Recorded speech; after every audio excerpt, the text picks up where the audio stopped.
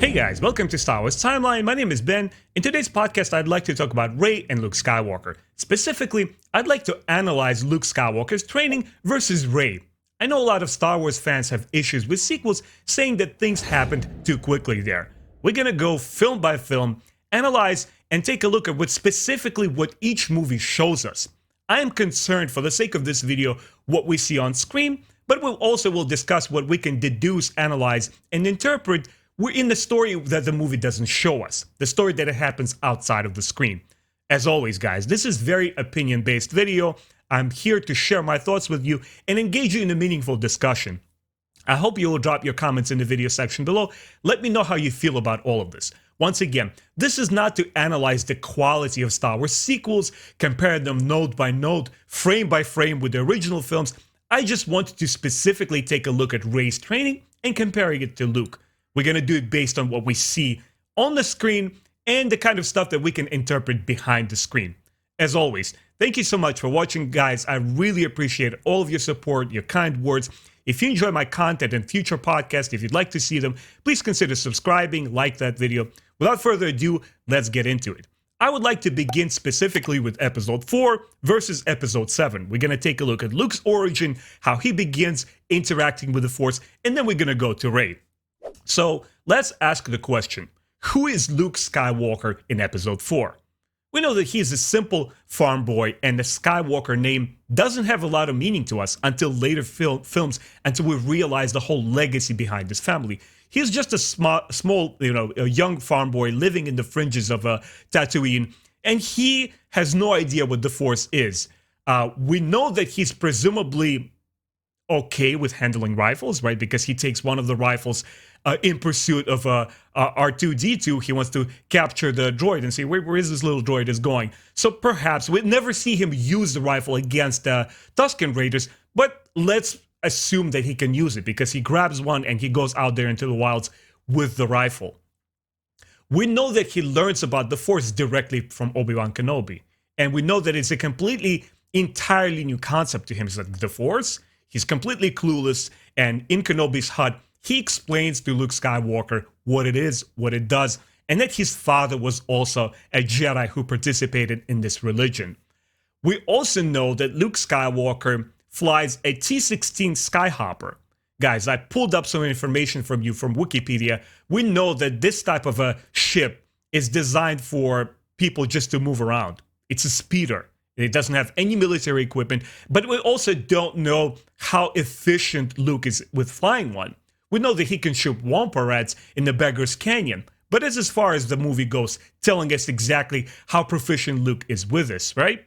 So Luke's direct interaction and instruction in the Force begins on the Millennium Falcon. When Obi-Wan Kenobi puts that helmet over him, right, we see Luke fail once, and then he's using that helmet with a visor, and on the second try, he deflects 3 bolts. Right away, he picks it up, which we kind of gather that Luke has this affinity with this mysterious Force power. Once again, I think it's useful to put ourselves in the perspective of Star Wars fans who are seeing this stuff for the very first time. Let's forget about the expanded universe, all that added content, all the explanations, the comic books. They kind of filled out that world and built and established a lot of lore. We're just strictly looking at the films. Reminder, right? So we see that Luke is learning about this Force. On his second try, he's able to pull off this somewhat of a stunning feat, right? And we know that from Han Solo's reaction. He's like, okay. Right there, just a minute ago, Han Solo was saying that he doesn't believe in coincidence, but he's kind of impressed with what Luke is able to do on the second try. I want to reiterate that because when we get to the end of discussing Luke, before we move to Rey, I want to make one important point here. So next, when of course the movie goes into high gears and we understand what the Empire is trying to do, they want to destroy all the rebels, Luke is put inside of an X-Wing.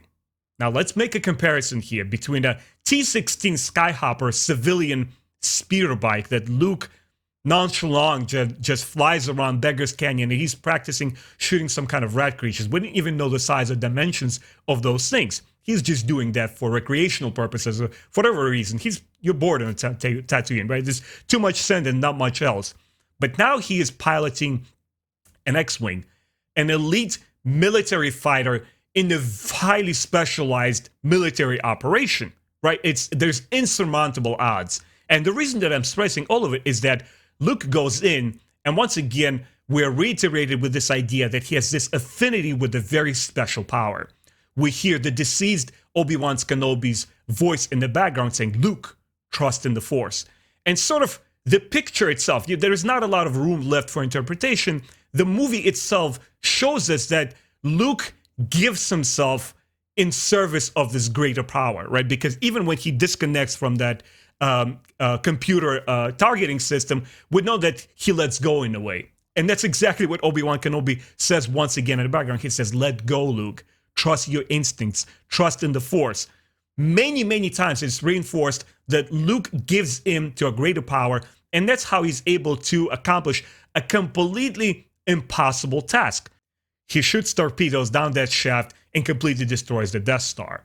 And I wanted to make that comparison with Rey next, because we see where Luke begins in the beginning of the A New Hope and where he ends at the end. He's a completely transformed individual. He's entirely new. Yes, he doesn't fence with a lightsaber, but he's completely empowered by this magical ability.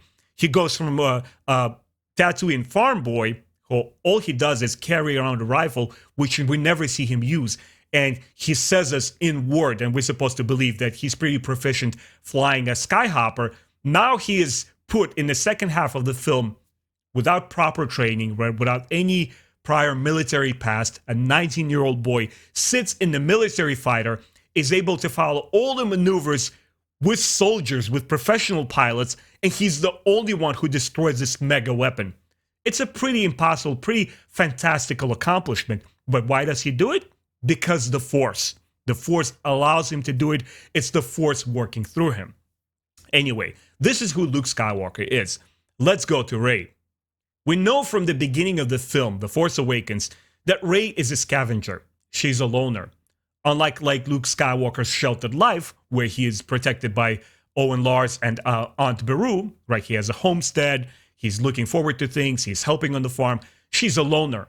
Nobody's there to hold her hand or help her. She has to fend for herself. So she's a scavenger. She's running around through these destroyed Imperial ships. It kind of gives you a visual cue that she, at the very least, knows what she's doing, digging through this and bringing in the valuable parts to Otkar Plut, and she's submitting them just for scraps of food. We also know that she's able to fend herself against these attackers, right? She uses the pole, and she actually is able to challenge and completely fend off these two looks like male attackers. Okay, so we know that she can stand for herself in a melee fight as well. Versus Luke Skywalker, that we only see him carrying the rifle, Rey is actually using one. This is all before all of those Force shenanigans. So later on, of course, Maz Kanata, and she'll get a great introduction to the Force, but she also reveals to Maz Kanata that there's always something inside of her, right? Later on in episode 8, she also says so to Luke, but we get a sense that, once again, the film is showing us that Rey has this inexplicable connection to something that she can't even identify, right? She doesn't use the word the Force, she doesn't know what this is, but she always has felt it. Where Luke Skywalker needed to be alerted to the fact, and Obi-Wan Kenobi fully explained it to him. It's like, okay, so what is this? What does it do? Rey is kind of like this overwhelming vessel that she feels like it's always been a part of me, and once she touches that lightsaber, there's another important moment. We understand that she's able to interact with the weapon of the Jedi the way that Luke never could, right? Because when he touches his father's lightsaber in episode 4, he just ignites Anakin's lightsaber, and he's like, oh, wow, cool weapon.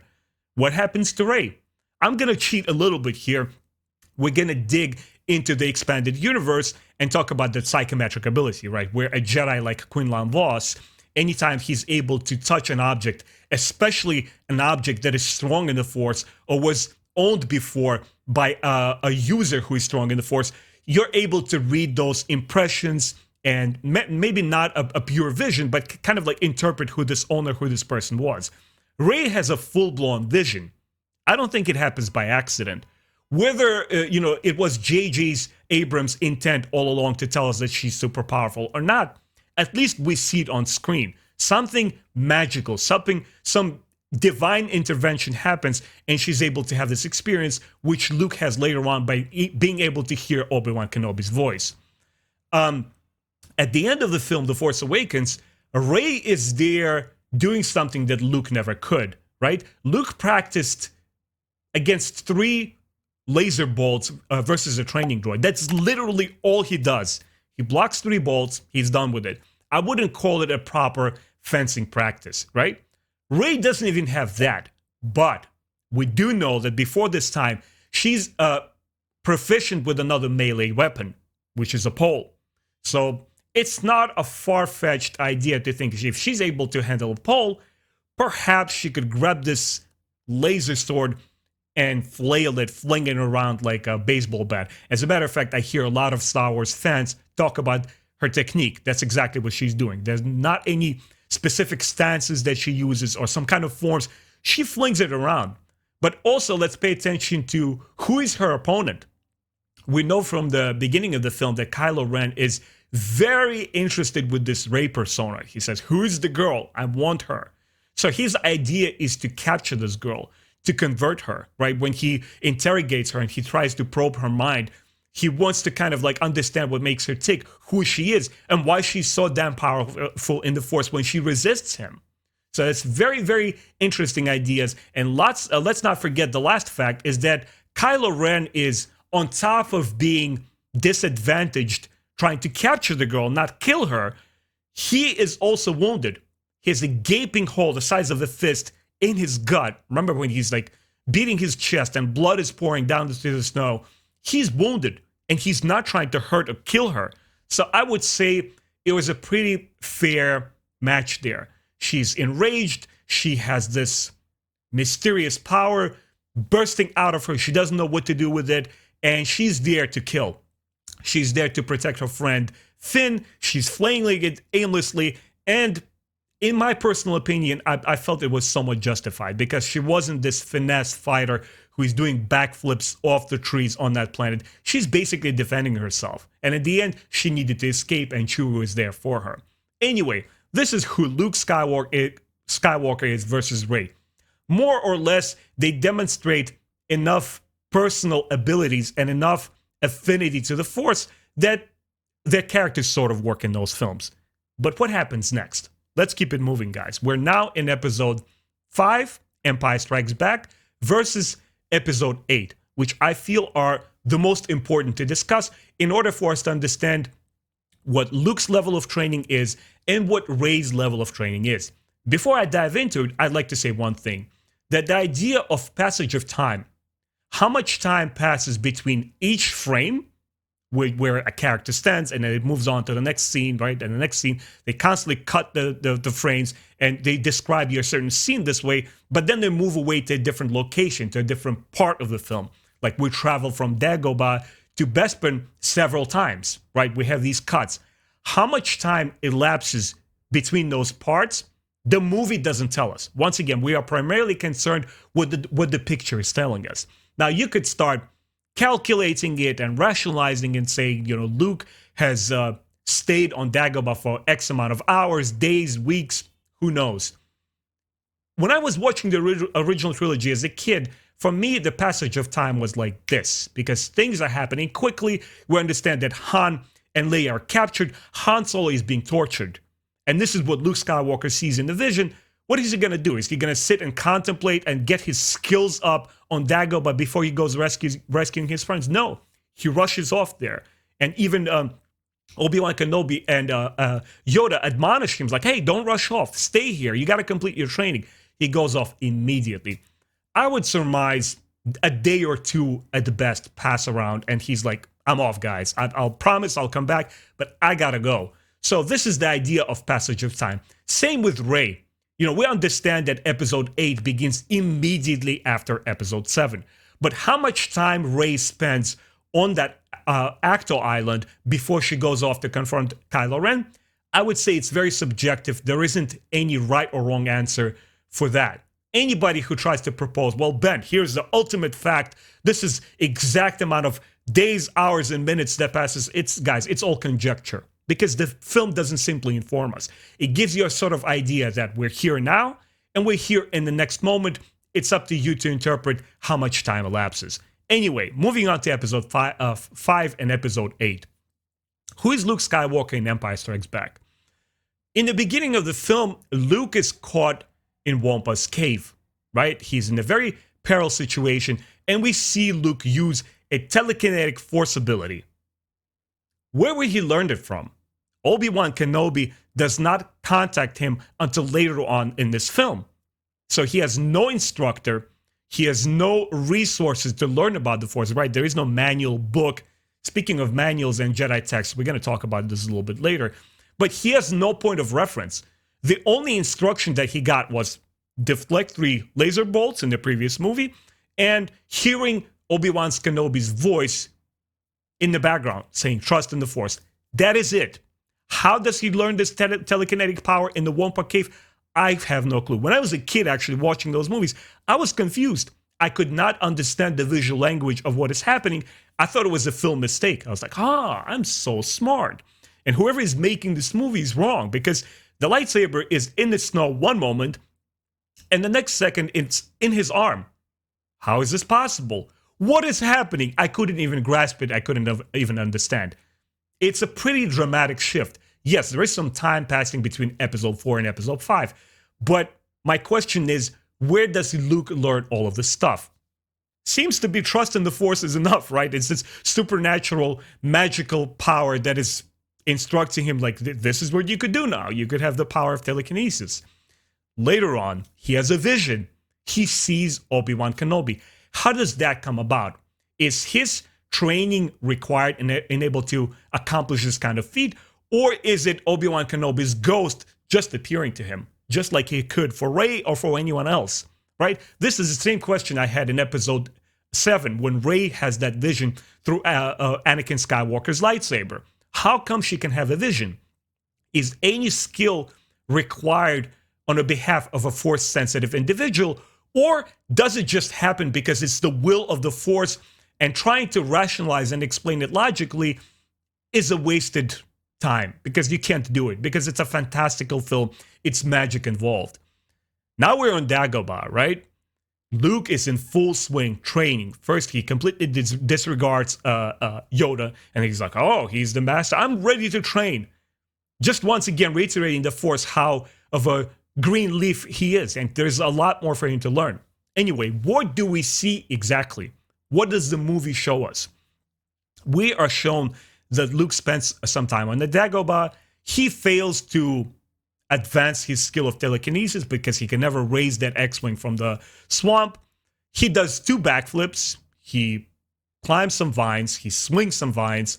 He lifts some rocks, in the beginning small ones, and then he has this powerful handstand. He lifts heavy rocks, big ones, even R2-D2. Yes, remember that scene at the end of The Last Jedi when Rey is lifting rocks? Granted, there's a lot more rocks there. Visual aesthetic, they just wanted a lot more oomph in that particular scene, who knows? But Luke is doing exactly the same thing. He's lifting stones. He does the handstand.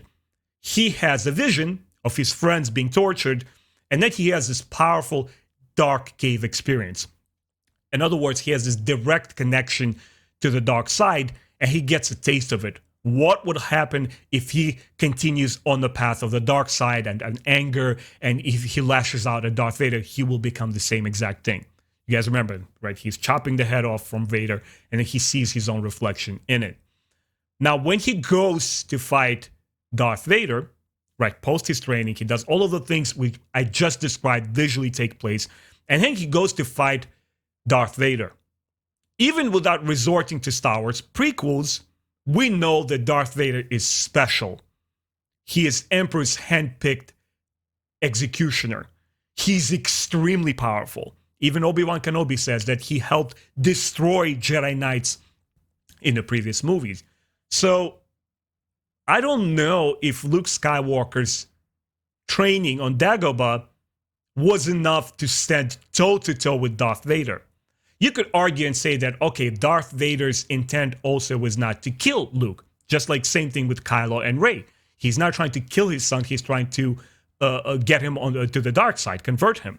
But still, There's a point in that fight where Vader gets really pissed. He's like, impressive, most impressive. And then Luke kicks him off the stage. And then Vader gets really, really pissed. And that's when he overpowers Luke.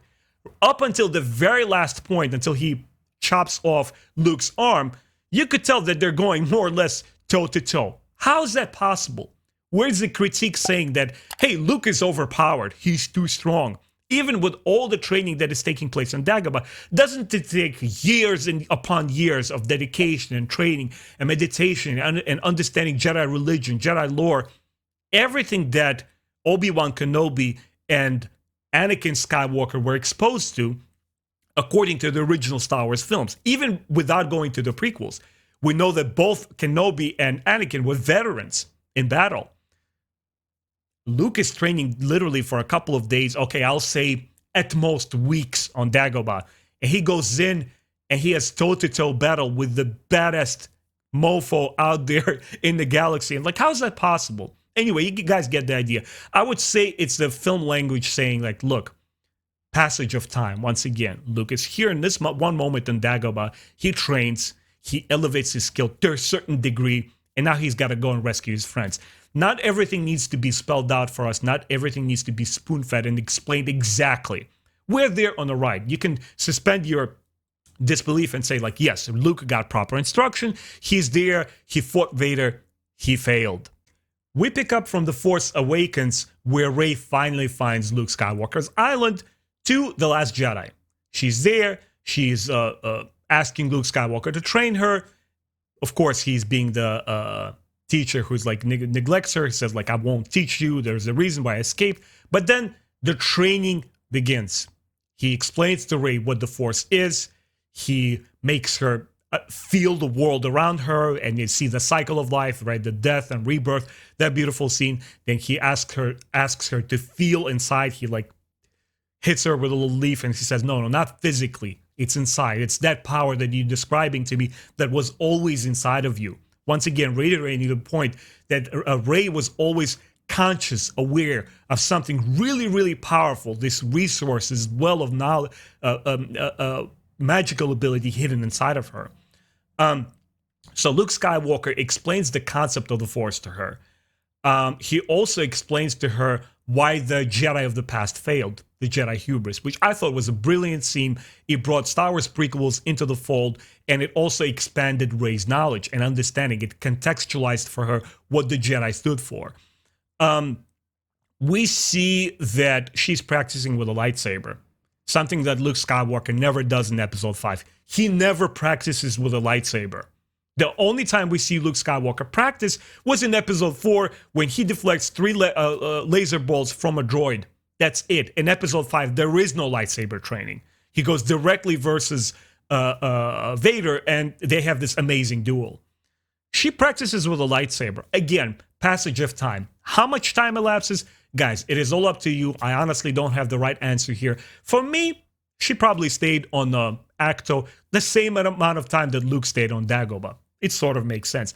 The film's idea was to show you the fact that she's doing this kind of stuff, and then we move on to a different scene in the film, and it's left to the imagination of each fan to say, okay, she was training. How much? For some fans, it wasn't enough. I respect your opinion, guys. People were saying it's too fast. She's not powerful enough to train Kylo. Which also begs the question where, even though we're not discussing Kylo Ren here specifically, how much instruction and direct training did he have? We know that he had these illusions of grandeur, that he could be like his grandfather Vader, and that he wanted to reinstate the Sith Order, and that Snoke was his instructor, that he says, we need to get Kylo Ren back, I need to complete his instruction. How much of it happens? Unfortunately, the film doesn't show us. Anyway, Rey's practicing with a sword, but then she also has something very, very interesting. She has something that, I'm going to cheat a little bit once again. She has a Force bond connection with Kylo Ren. Remember that teleskyping scene where she's able to directly interact with Kylo Ren to a point where they physically touch each other. How do we know it's physical? When Kylo Ren pulls out his hand from that vision, he has a little bit of raindrops on his hand. Something that happens on Acto in Rey's Island, which was pretty significant, pretty amazing. This is a known concept that took place. It was established during early 2000s in the Star Wars Knights of the Old Republic video games, Part 1, Part 2, and the lore surrounding it, all the video games and comic books, were discussing this power, the Force bond. So I just wanted to make a statement here. It's not too relevant to our conversation that this Star Wars sequels didn't invent that ability. Rian Johnson didn't just pull this concept out of the blue and say, well, I'm just going to give them that ability because that's how powerful Rey is. No. We know that Rey is frustrated with carrying that force, that energy inside of her and trying to put it together. She's like almost Hulk who is about to become unleashed. That's why she needs Luke Skywalker to put it all the pieces together for her. And she says, I need you to help me make sense of all of this stuff. I don't understand what is happening with me. There's too much power, too much stuff going on. So I can understand if Luke could hear Obi-Wan Kenobi's voice and use the Force to make the impossible shot and destroy Death Star, I think it's justified for Rey to be able to Force Skype or Force bond with Kylo Ren and have that sort of vision. Once again, when she confronts Kylo Ren at the end of Episode 8, she's more skilled because we saw her practice with a lightsaber before on Acto. Again, how much time passes there, it's up to you guys. But she's there, and once again, Kylo Ren, being the clever guy that he is, destroys Snoke, right? He breaks the bonds, breaks the chains there. I'm not going to be your puppy anymore. I'm the man. He's killing Snoke, and he's looking at Rey, signaling to her, be part of me. Come join me. And together they start fighting all the guards.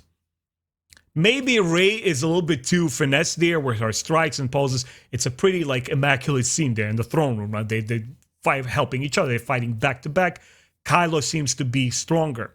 He seems to be more trained. He's using specific twirls and forms that I didn't see Rey use. Rey is a little bit more rugged. She's a little bit more unrefined. But I sort of can understand the justification that in terms of raw execution and technique, where is she learning all this stuff from? Because perhaps it's a little bit much.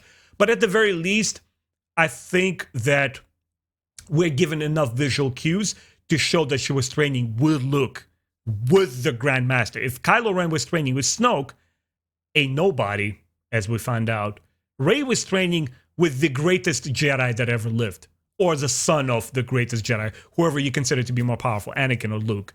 How much he was able to teach her, I don't know, but I would trust in Luke's ability to show her those skills that she demonstrates later on in the movie. At the end of the film, a crucial component happens before we discuss the final movies. She leaves with the Jedi texts. Remember those little texts in the Jedi tree on Acto that Luke burns down the tree? She pulls those out. We're never emphasized on that she's carrying them around, only until, the next movie where she's literally flipping through the pages. But it's a very, very important part to how Rey becomes fully realized in her power in the last movie. Let's move on to the final episodes, The Return of the Jedi, Episode 6 for Luke, and The Rise of the Skywalker for Rey, Episode 9. Who is Luke in Episode 6? Well, as Yoda said it himself, no more training do you require. I have taught you everything I know. A final lesson, a spiritual lesson, a rite of passage is left for you.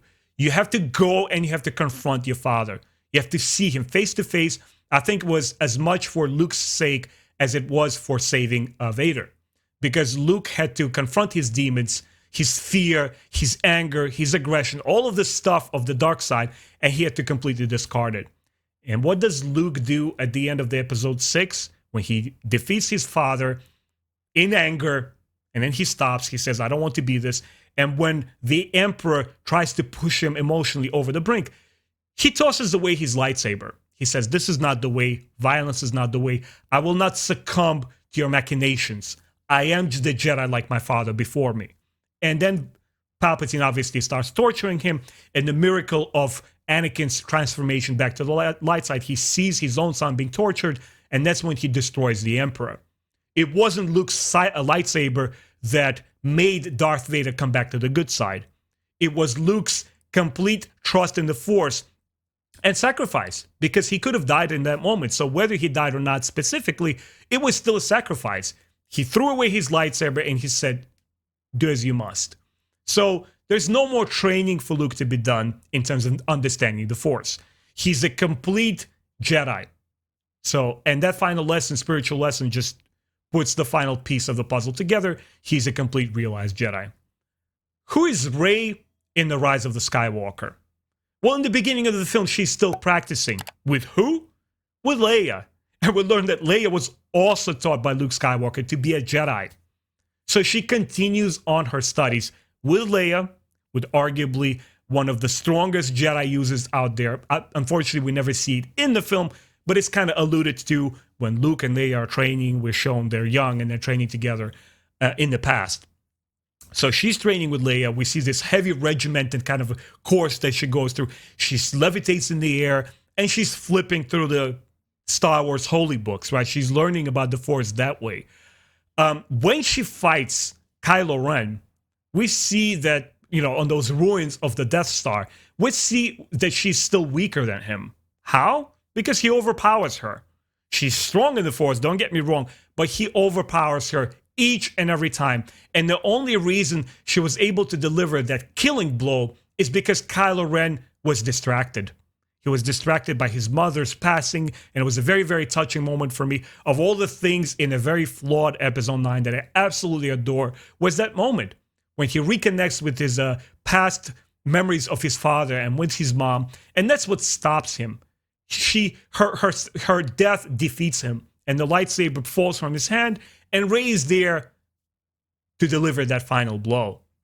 That's the only way she wins. And how is she able to use that Force healing ability? There's a passage of time between Episode 8 and 9. She had the Jedi text. I think we could put the 2 and 2 together and say, well, if Luke was able to use telekinesis and get his lightsaber in Womp-A-Rat in the beginning of Episode 5, it stands to reason that Rey learned some kind of healing ability there from the texts, right? And later on, even when she passes away and when Kylo Ren is able to restore her by giving her his own power, to me, Star Wars sequels are perhaps a little bit rushed in terms of like pacing of the films, and things are moving along a little bit too quickly, especially on J.J. Abrams' side of things. I feel like his pacing in the films is just too breakneck for me personally. I wish we took more time, just simmer and let the movies cook there and show us Rey's spiritual journey a little bit more. But it feels like it's playing around with the same elements we see in the original trilogy of who the Jedi are, what the movie needs to show you, what the kind of personal training they go through, and these are the great deeds that they accomplish at the end. The only difference is that the sequels, they amplify it more.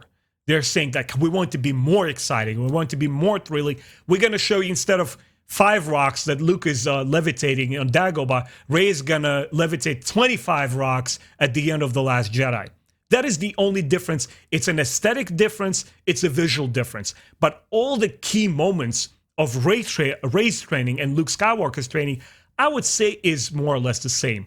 What is different is the film quality. What is different is the sensibility of taking the time to tell the story and not just barraging us with action and CGI effects and practical effects and different interesting tricks and all these crazy powers that we have not seen before.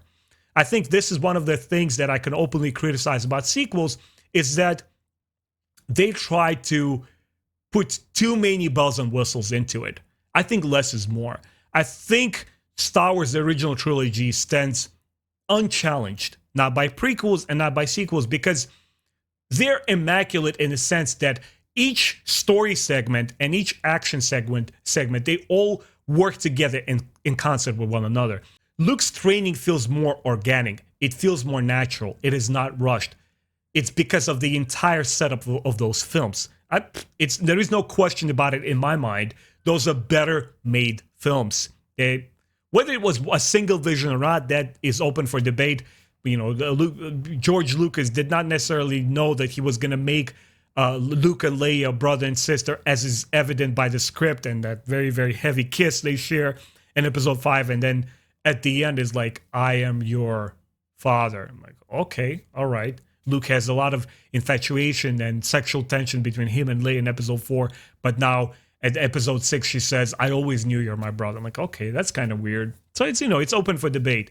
But I want to say, if I shelf the flawed quality of the filmmaking of the sequels, when it comes to Rey's training, maybe perhaps it's not 100% totally justified. She goes a little bit overboard.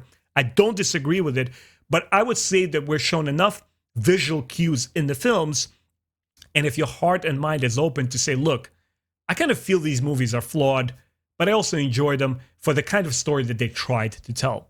If you focus on that and you're not being an extremist, like if you don't like one tiny details about a trilogy of films, you're going to completely discard and fight against everything, you could say, look, I wish these sequel movies were a little bit better filmed and had more coherent storyline, but Rey's training is there. It's evident. It's on screen. We see her journey from The Force Awakens into the Last Jedi, into the Rise of the Skywalker. It's there, it's on screen. So my personal thoughts, closing thoughts is that both Luke Skywalker and Rey go through fantastical, unbelievable transformations, because at the core of Star Wars has always been not just a hero, but the Force that guides them. This magical power that nobody fully understands that shows you the path. It gives you the strengths, and it gives you these magical properties and abilities that you did not have before. And it's evident all over the original trilogy. We see Luke time and again being able to do what he was unable to do before, without proper instruction, without proper visual cues showing us how Luke was able to use that telekinesis and raise his lightsaber. Anyway, guys, I went on for a little bit too much, but I hope this video helped you understand how some of us fans feel. You could be an original Star Wars fan, who, like myself, who grew up in the 80s, and still being able to appreciate the new movies despite their flaws. You could acknowledge their flaws and not shy away from saying, hey, I wish that the Rise of the Skywalker was a better film, but I also enjoy for the journey of the Rey Skywalker and who she becomes by the end of those films. Anyway, guys, please let me know what you thought about it. Leave your comments in the video section below. I really would like to find out what you thought about Rey's training. What specific details worked for you? What else you hoped you would see in the film? And also let me know on the idea of the passage of time.